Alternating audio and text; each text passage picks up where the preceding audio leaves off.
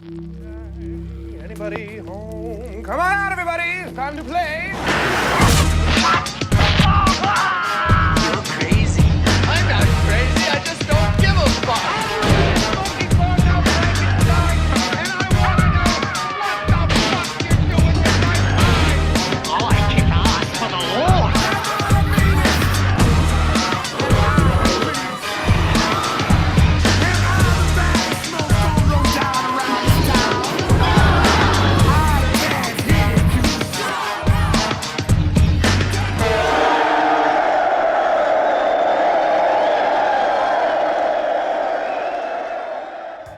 What's up, you sick and twisted weirdos, and welcome back to the Lucid Nightmare.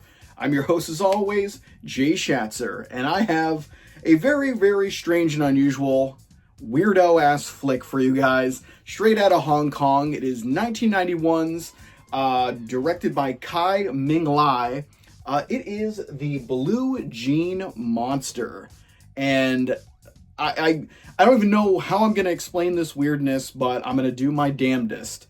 So let's jump right into this freak show. Here is The Blue Jean Monster. The Blue Jean Monster is a freak show of a cinema entry. It is just outrageously strange, completely weird and bizarre, obscure, and it mixes genres like it's nobody's business.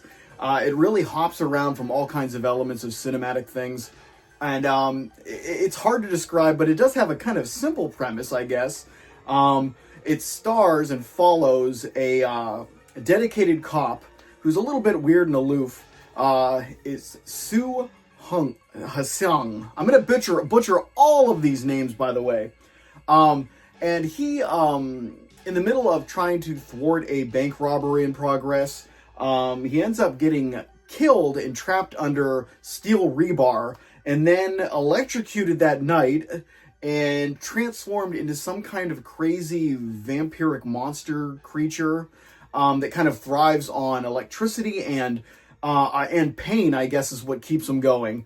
And he comes back to life and goes about his day and tries to live his normal life with his pregnant wife and friends and things like that. But he just turns into this strange monster that's really, really powerful and can fight crime really well. But he has to kind of sustain life by being electrified or giving pain to his body to kind of recharge him. It's a weird-ass premise. And the execution is even stranger because it throws a whole bunch of things at the audience, like comedy, gross-out horror, action. And some drama in there as well. It's very strange. But I try to wrap my head around how to even explain it anymore. But the players of the piece, Siu-Fung is played by Fui-On, and he does a really great job rolling with it. He's not the typical leading man. He's a very he's a strange looking dude in general, but he's very aloof throughout the movie, and he's kind of affected by events. He's not really making things happen on his own will. He's kind of falling into place with things. But he does a really good job in that role and in that kind of aloof husband, because that's his main role. Is he's a husband to a pregnant wife, and they're constantly at odds with each other because he's not doing the right thing or acting strange now, or stranger than normal because he seems kind of odd in the first place. And he's very focused on work, so that's always like a fight between the two. And his wife is the character Chu, played by Siu-Fung Wong. And she is really great. She's very expressive, a lot of outbursts throughout the movie, and she's a great kind of contrast to him, where he's more happy-go-lucky. She's very take charge and commanding and telling him what to do and kind of things like that. And then there's another silly character that's named Power Steering is his name. He's played by Wai-Kit, and he is he's a typical slapstick kind of goofy comedian thrown in there. His role is he's a younger guy compared to Sue, and they kind of I guess he helped him through stuff and gave him money and things like that. So now he's just always hanging around mooching off of them.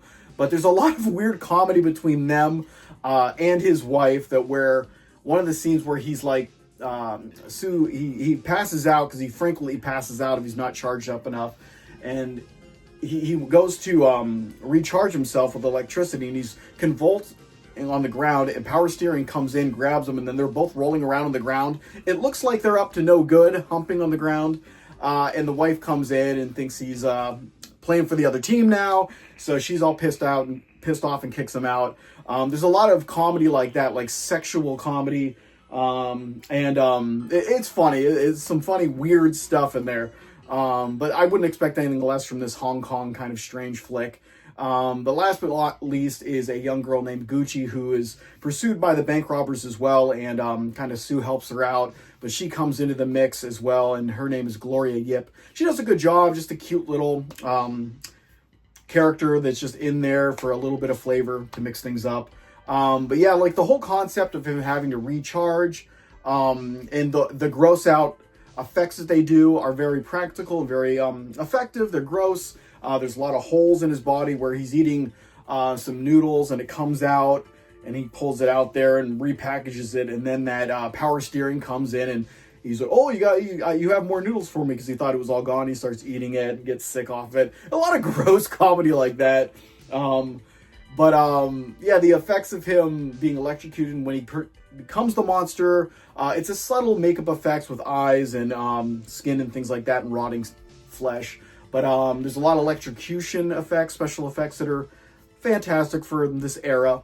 And a lot of interesting action set pieces, too, with a lot of weaponry you wouldn't expect. Because it's such a weird film where it goes from comedy to horror to action that, the beginning scene where the bank robbery happens, people are getting wasted with blood squibs going off, and it's violent as all hell. And then you just go to the next scene, and it's just this lighthearted comedy, and then you go to another scene where Sue's being, I don't even know how to explain this.